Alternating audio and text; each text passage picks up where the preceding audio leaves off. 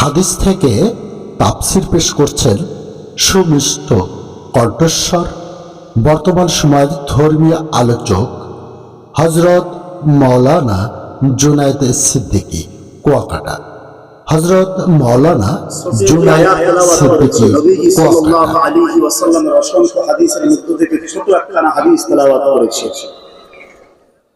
আল্লাহ রাব্বুল আলামিন বলেছেন, ওয়ামা আরসালনাকা ইল্লা রাহমাতান লিল আলামিন।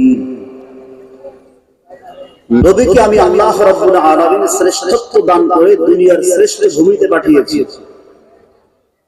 এই নবীও শ্রেষ্ঠ, নবীর উম্মতরাও শ্রেষ্ঠ। এই নবীর উম্মত যারা হতে পেরেছে তারাও শ্রেষ্ঠ উম্মত। আল্লাহ নিজেই বলেছেন, নবীও বিনা হিসাবে জান্নাতি, নবীর উম্মতরাও জান্নাতি। এই নবী এমন শ্রেষ্ঠ একজন নবী, পবিত্র একজন নবী। কোন মানুষ যদি এই নবীর মুহাব্বতে একবার দরুদ পাঠ করে, আল্লাহ রাব্বুল আলামিন বলেন, একবার নয়, দুইবার নয়, একবার দরুদের বিনিময়ে 10টা রহমত বান্দার উপরে নাযিল করে দেবে। قال النبي صلى الله عليه وسلم, নবীজি নিজেই আবার বলেছেন, সাহাবায়ে কেরামদেরকে ডেকে বলেছেন, মান সাল্লা আলাইয়া ওয়াহিদান সাল্লাল্লাহু আলাইহি আহাদা আশারা। কোন মানুষ যদি আমি নবীর উপরে মাত্র একবার দরুদ পাঠ করে, কয়বার জোরে বলেন, আরো আস্তে বলেন, কয়বার? মান সাল্লা আলাইয়া ওয়াহিদান সাল্লাল্লাহু আলাইহি আহাদা আশারা। যদি কোন মানুষ আমি নবীর উপরে একবার মাত্র দরুদ পাঠ করে, এই দরুদ হাদিসের মধ্যে বিভিন্ন ধরনের উল্লেখ করা রয়েছে। কোন কোন কিতাবের মধ্যে লেখা আছে সাল্লাল্লাহু আলাইহি ওয়াসাল্লাম। শুধু সাল্লাল্লাহু আলাইহি ওয়াসাল্লাম বললেই পুরো দরুদ পড়ার সওয়াব পেয়ে যাবে।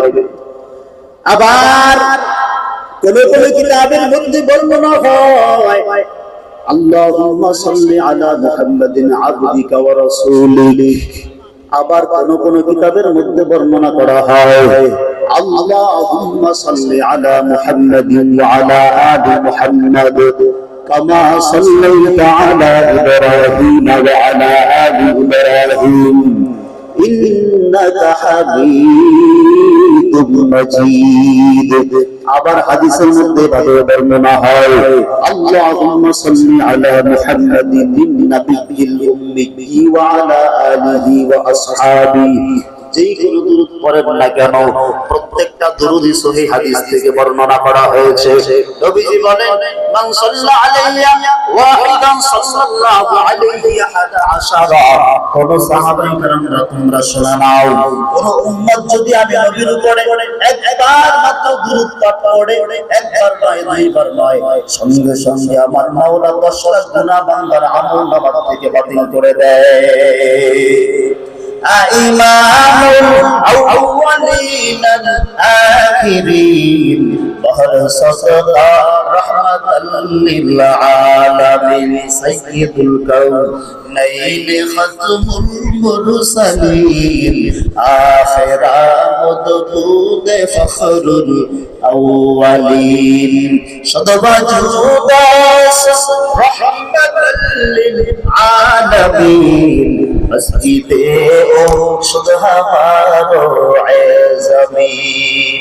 কয়বার দরুদ? আর আসতে পার।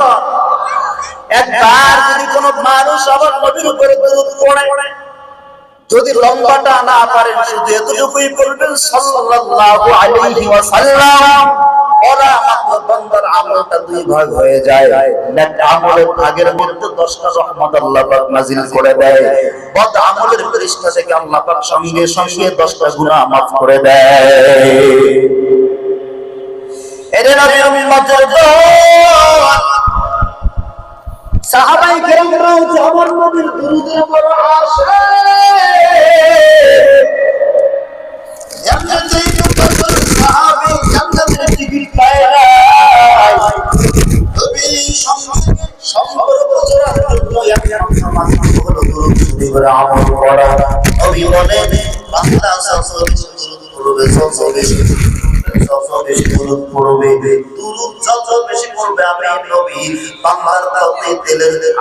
একদম সংস্পর্শে চলে আসি, সেই উম্মতের আমি নবী হয়ে যাই, ও উম্মতের জন্য আমার আল্লাহ যথেষ্ট হয়ে যায়। আর আমি নবী ওয়ালা আল্লাহ ওয়ালা মুহাম্মদ উম্মত যদি দুনিয়া থেকে এই আমিয়া বিদায় হতে পারে, কবরে যাইতে দেরি হয়, এই কবরকে আমার মাওলা জান্নাতের বাগান বানাইতে দেরি করবেন না। وما أرسلناك إلا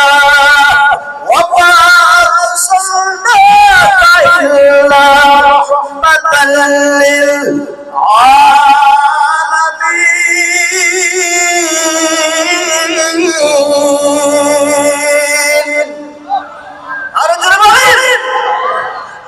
এই কালামে জিন্দা কুরআনে হাকীম হিকমতে উলায়া সালাসতু কদিম জামিউল ইলম ফিল কুরআনে হাকীম হিকমতে উলায়া সালাসতু কদিম।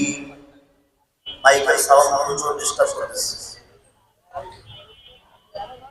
প্রধান মেহমান কিন্তু এই মাইক দিয়ে কথা বলতে পারবে না, আগেই সতর্ক করে দিচ্ছি। সাহাবায়ে কেরামরা বলেন বেশি বেশি দুরূদের আমল করো। 10 জন সাহাবী আমলের মধ্যে জান্নাতের সার্টিফিকেট প্রাপ্ত হয়ে গেলেন, আমলওয়ালা হয়ে গেলেন।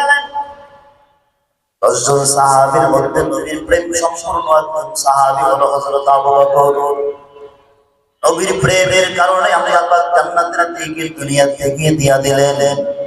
কোন একজন সাহাবী জিজ্ঞেস করতেছেন, ভাই আবু বকর, নবীজির ভালোবাসা পাই দুনিয়া থেকে তুমি জান্নাতের টিকিট পাওয়া গেল, এরপরেও কেন নবীজির ভালোবাসার জন্য কান্না করো? এরপরেও কেন আল্লাহর ভয়ের জন্য কান্না করো? সাহাবী আবু বকর সিদ্দিক রাদিয়াল্লাহু তাআলা আনহু বলেন, ও আমার দিনী ভাই, নবীকে পাইতে হলে আল্লাহ পর্যন্ত পৌঁছাতে হবে। আল্লাহকে পাইতে হলে নবীর মুহাব্বত অন্তরের মধ্যে গঠন করতে হবে। নবীর প্রেমে শুধু নবী খুশি না, আমার মাওলা পর্যন্ত খুশি। আল্লাহর ভালোবাসায় শুধু আল্লাহ খুশি না, আমার নবী পর্যন্ত খুশি হয়।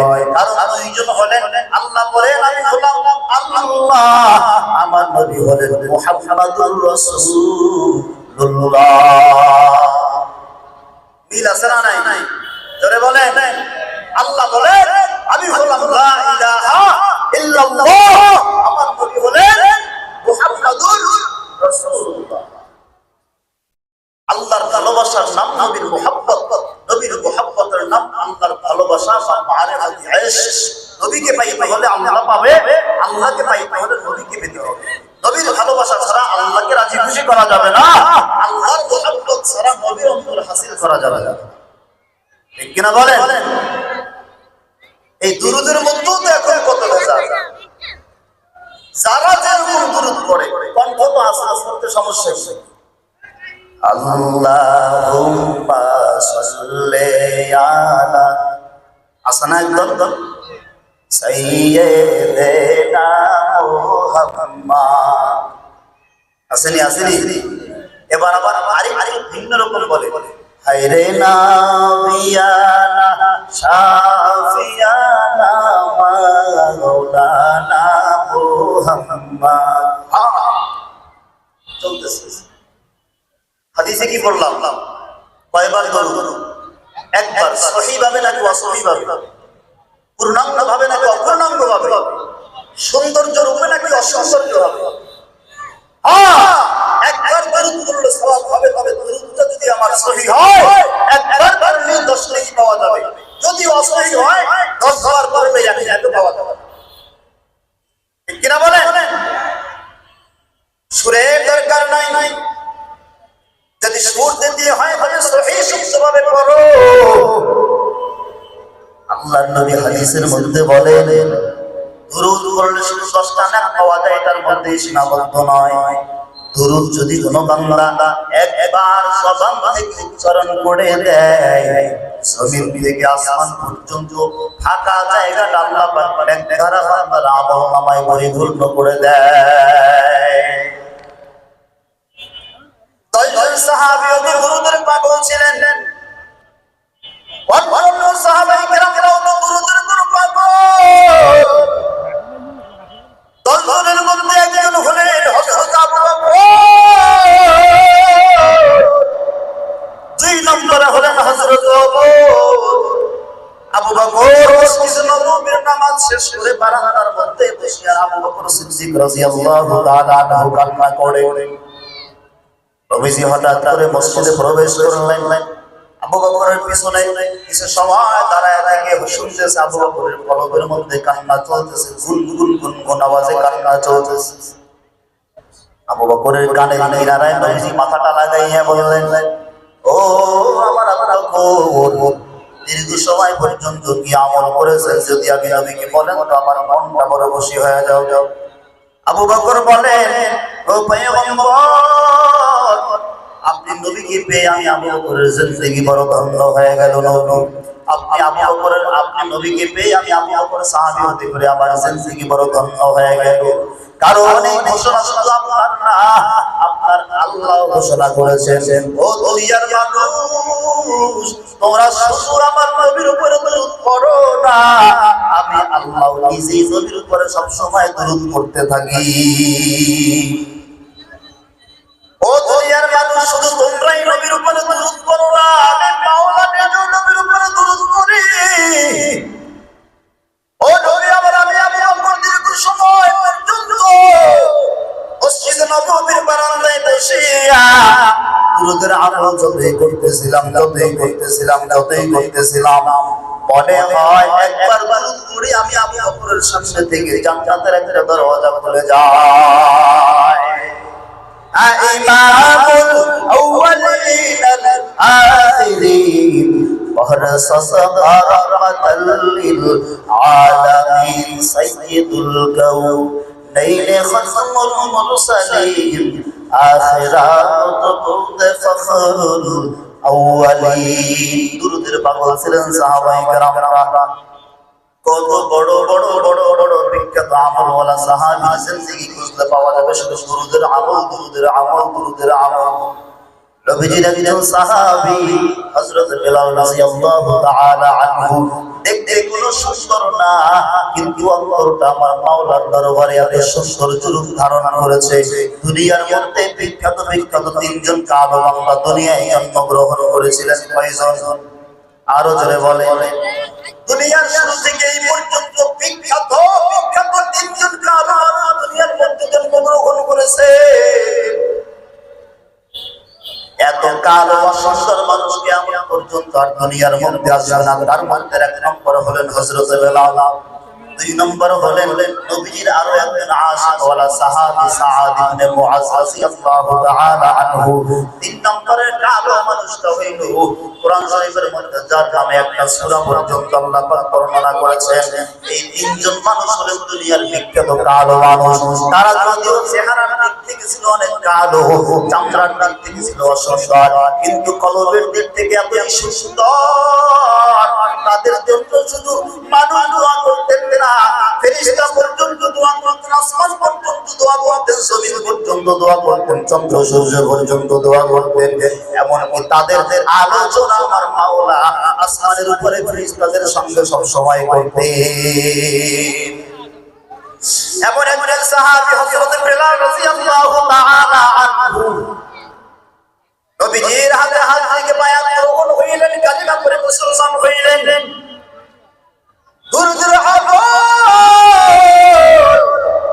রাতেও দুরূদ পড়েন, দিনেও দুরূদ পড়তেছে, সদা সর্বদা দুরূদের আমল করিয়া নিজের অপরিচ্ছন্ন জিন্দেগিটাকে পরিচ্ছন্ন করে ফেললেন, নিজের অপরিষ্কার কলবটাকে বান্দা পরিষ্কার করে ফেললেন।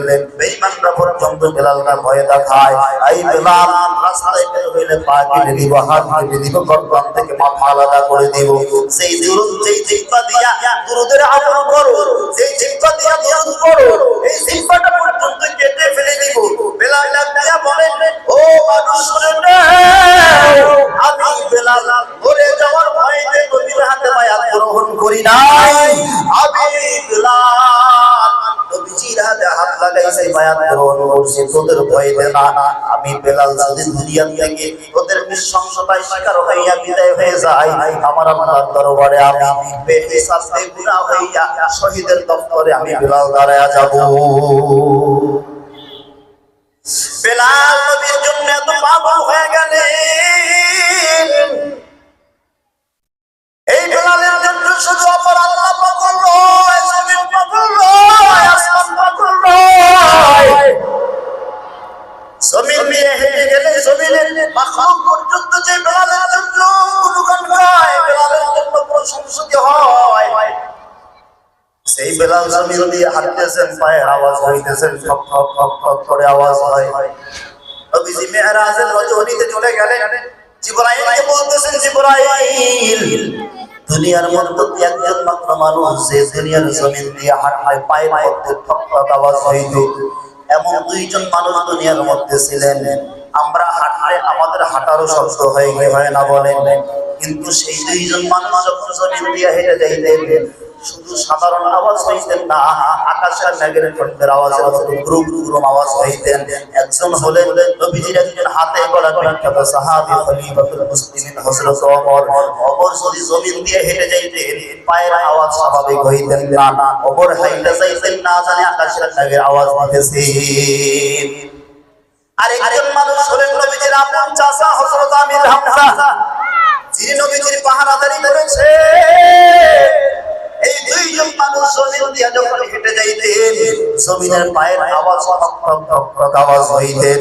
নবীজি মিরাজে জিবরাইলকে ডাক দিয়ে বলেন, ভাই জিবরাইল শুনে নেন, জমিন দিয়ে কি ওমর হেঁটে যায় নাকি আমির হামজা হেঁটে যায়?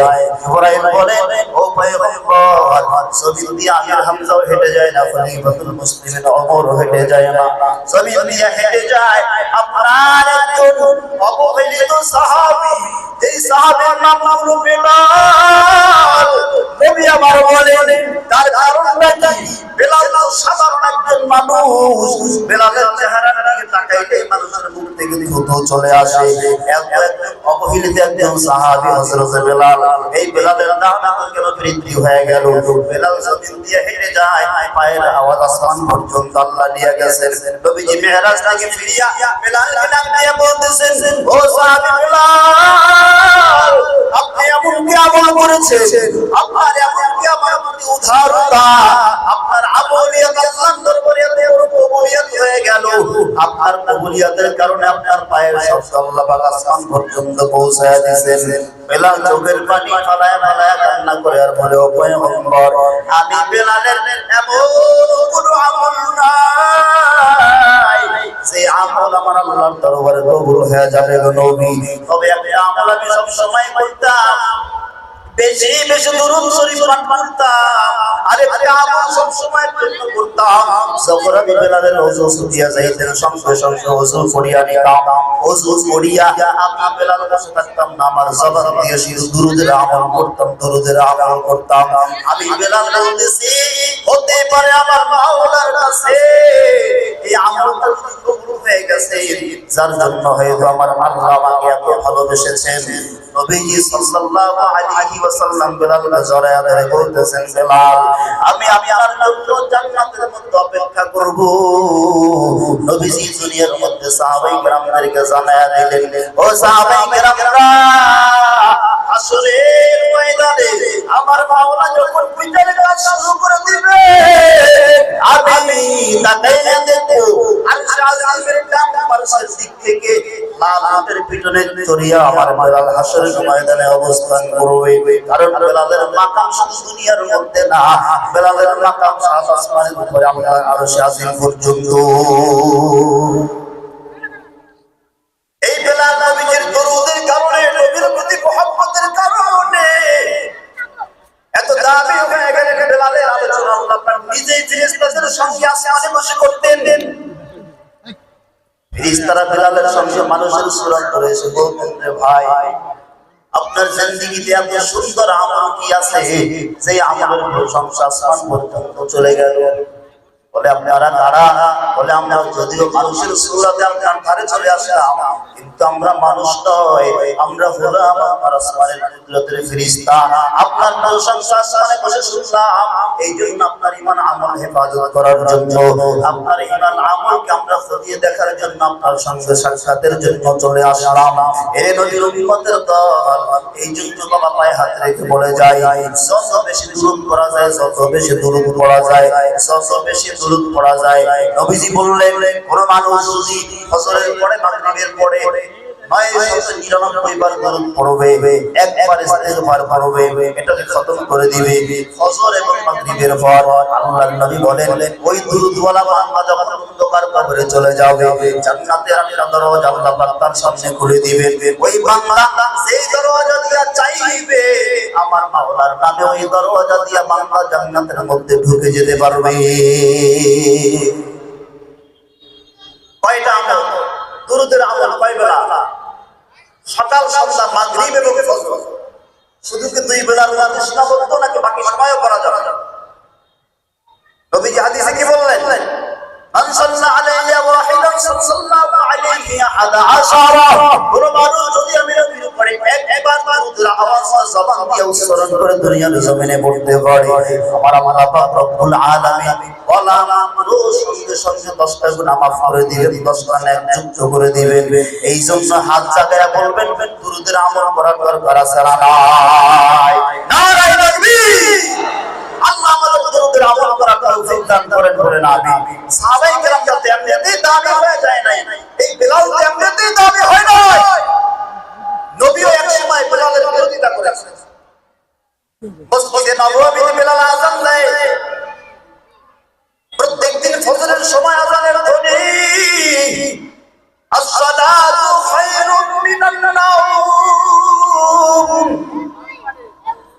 কয়েকজন সাহাবী অহংকারের ভাব নিয়ে নবীজির কিনারার মধ্যে চলে আসলেন। পয়গম্বর বেলালের একের কণ্ঠের আযান প্রত্যেকদিন আমাদের কানকে ডিস্টার্ব করে দেয়, ভালো লাগে না, মজা লাগে না। ওই যদি সুরেলা কণ্ঠে আযান দেওয়া হয়, আমাদের অন্তরটা বড় প্রশান্তময় হয়ে যায়। তো এখন কি করার? ও নবী আমার, আমরা সাহাবায়ে কেরাম আপনার কাছ থেকে সিদ্ধান্ত চাই।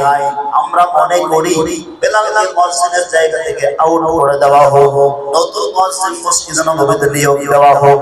নবীজি ও সাহাবায়ে কেরামদের কথাই সন্তুষ্ট পোষণ করলেন।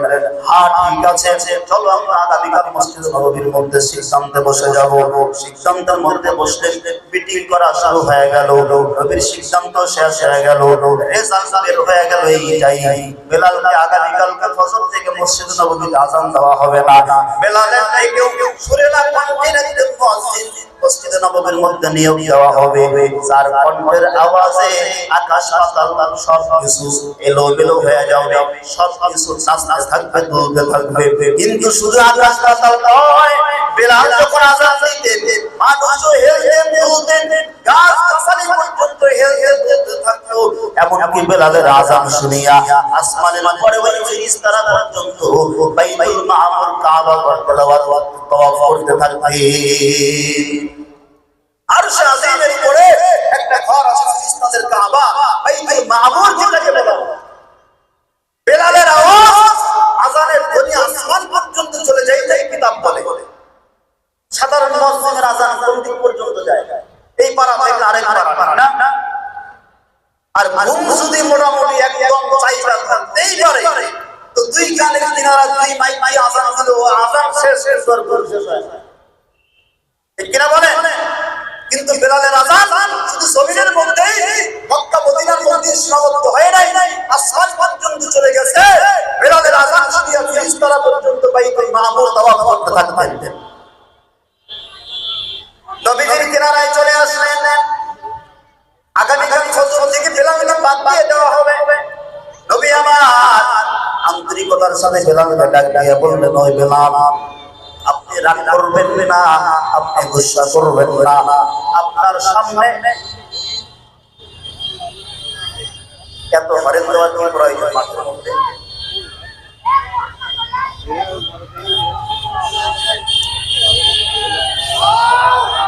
নারায়ে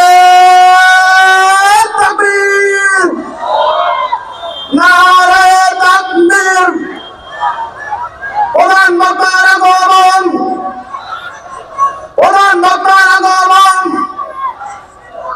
মাহফিল কমিটির পক্ষ থেকে আল্লাহ কবুল করেন, বলেন আমিন। নবীজি বেলালকে ডাক দিলেন, এই বেলাল, আগামীকাল ফজর থেকে আপনার মসজিদে নববীতে আর চাকরি করিতে হবে না, সুবহানাল্লাহ, কণ্ঠে আযান দিতে হবে না। 10 জন সাহাবী মিলে সিদ্ধান্ত করেছেন, নতুন মসজিদ নিয়োগ দিয়েছেন, আগামীকাল ফজর থেকে নতুন মসজিদ আযান দেওয়া শুরু করবে। এতদিন বেলাল যখন আযান দিতেন, শুধু মানুষ নয়, শুধু ফেরেশতা নয়, শুধু গাছগাছালি নয়, পাখির ভিড়ের, পাখির বাসার পাখি পর্যন্ত ঘুম ভেঙে যাইতেন। বেলালের আযানের আওয়াজ শুনিয়া পাখি পর্যন্ত হেলহেল করতে থাকতেন। বেলালের আযানে গোটা আরব মদিনা মুখরিত হয়ে যাইত, মানুষের অন্তর বড় ঠান্ডা হয়ে যাইতেন। বেলালের আযান আগামীকাল ফজর থেকে বন্ধ হয়ে গেল। বেলাল রাদিয়াল্লাহু তাআলা আনহু এই সিদ্ধান্তের কথা শুনিয়া মুখটা কালো হয়ে গেলেন, মলিন হয়ে গেলেন, চোখ দুটোর মধ্যে পানি টলমল করতেছে, কিছু বলতেও পারতেছেন না।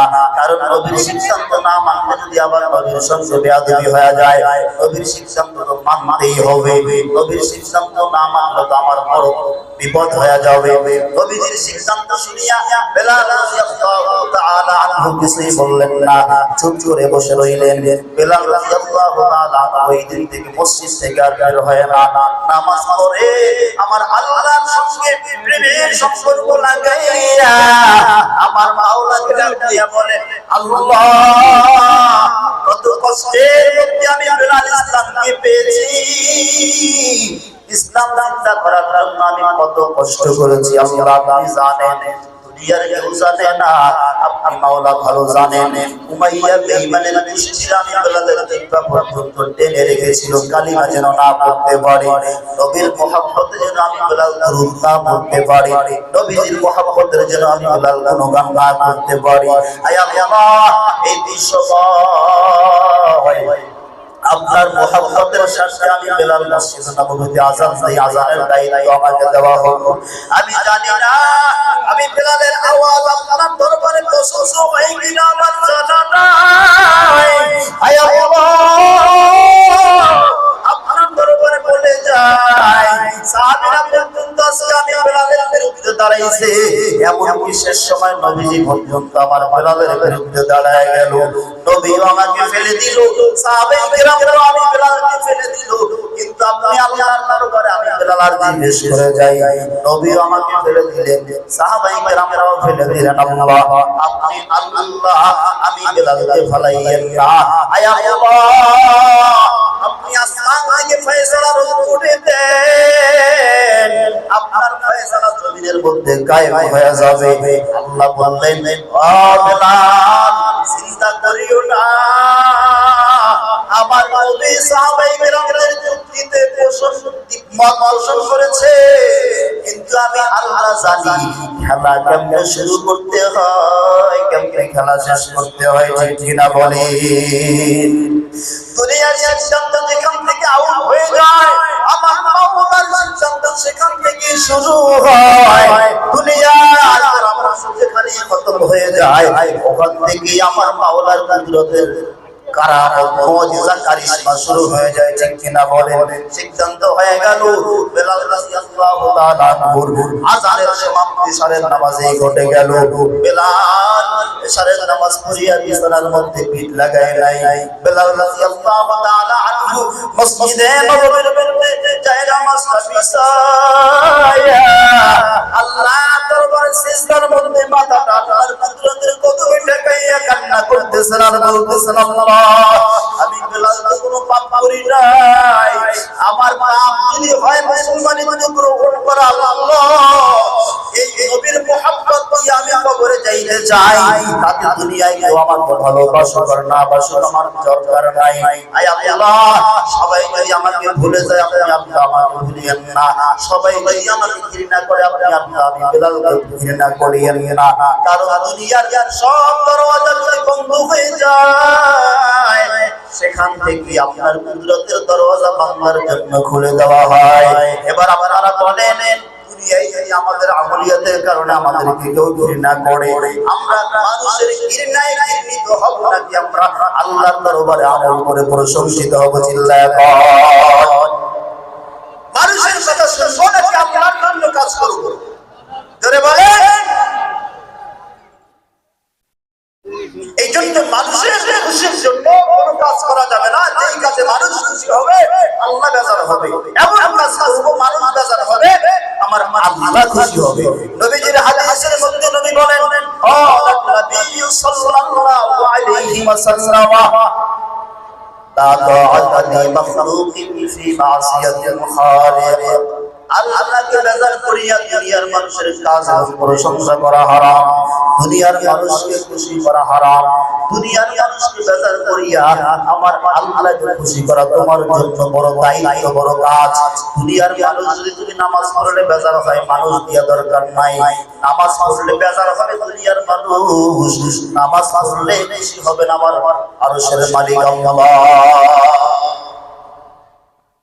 যেই নবীর প্রেমের জন্য বেলাল এত কষ্ট করলেন, বেলালের জন্য আজকে এত সিদ্ধান্ত হয়ে গেল। নবী ও সাহাবায়ে কেরামের পক্ষে মতামত পোষণ করে বললেন, ওই বেলাল, আগামীকালকে ফজর থেকে মসজিদের মিনারে নতুন মুয়াজ্জিনের আযানের ধ্বনি ভেসে উঠবে। বেলাল কান্দিয়া সারাটা রাত কাটায়া দিলেন আল্লাহর দরবারে। আল্লাহ বললেন, এই বেলাল, আপনি চিন্তা করবেন না, আপনাকে দুনিয়ার সবাই ভুলে গেলেও আমি মাওলা আপনি বেলালকে ভুলতে পারবো না। কারণ আমি আল্লাহ জানি ইসলামের জন্য আপনার কতটা ত্যাগ ছিল, আপনার কতটা প্রেসার ছিল, আপনার কতটা মহব্বত ছিল। হাজার একদিকে শিকার করে, হাজার ফোঁটা রক্ত বিলীন করে দিয়ে, শরীরের শক্তি বিলীন করে দিয়ে কত বেঈমানদের মার খাইছেন, কিন্তু আপনার বেলাল জবান দিয়ে ইসলামকে ছাড়েন নাই। আপনি বেলালের জবান দিয়ে আমি মাওলার ডাক ছাড়েন নাই। একদিকে বেঈমানরা আপনাকে মারছে, আরেকদিকে আপনার বেলালের জবান দিয়ে বের হয়েছে আহাদ আহাদ আহাদ, আমার আল্লাহ এক। বেঈমানরা একদিকে বেলালকে মারতেন, আরেকদিকে বেলাল ডাক দিয়ে বলতেন, আহাদ, আমার আল্লাহ বলেন, আমার আল্লাহ তুই নয়, আমার আল্লাহ বলেন, আমি আমার আল্লাহর পরিবার এনেছি। আই বেঈমানের দল, ওরা যদি আমি বেলালকে মেরে দুনিয়া থেকে খতম করে দিবি, আমি মরে যাব, কিন্তু আমার জিহ্বাটা অন্তরের মধ্যে আল্লাহর কাছে যাওয়া পর্যন্ত নড়তে থাকবে। সুবহানাল্লাহ। এত সুন্দর করে এই সাহাবীদেরকে নবীজি আমলিয়াতের ধারা গঠন করেছে। নবীজিও তো বাবা কম কষ্ট করেন না দিনের জন্য, ঠিক কিনা বলে? একজন সাহাবী হয়ে যদি এত কষ্ট করে, তাহলে আমার নবী কত কষ্ট করেছেন। এই নবীর উম্মতের দল, আমার নবীও তো মাথার রক্ত পা পর্যন্ত ফলাইছে, মাথার ঘাম পা পর্যন্ত ফলাইছে, শরীরের মধ্যে তীরের আঘাত করেছেন, আঘাত পেয়েছেন, মাথার মধ্যে লোহার টুকরা ঢুকে গেছে, এরপরও ইসলামের হাল নবী ছেড়ে দেন নাই। কারণ নবী বলছেন, আমি যদি গুছায়া না দিতে পারি আমার উম্মতরা গুছায়া নিতে পারবে না, আমি যদি গুছায়া না দিতে পারি আমার উম্মতরা পালন করতে পারবে না। হাজার কষ্ট হলেও, যত কষ্ট হয় হোক, ইসলামের ঝান্ডা উত্তীর্ণ করার জন্য যদি আমি নবী শহীদ হয়ে যাই, আমি নবীকে বেঈমানরা হত্যা করে ফেলে, কতল করে ফেলে, ওইখান থেকে আমার উম্মতরা, আমার সাহাবীরা ইসলামের ঝান্ডা তুলে ধরবে।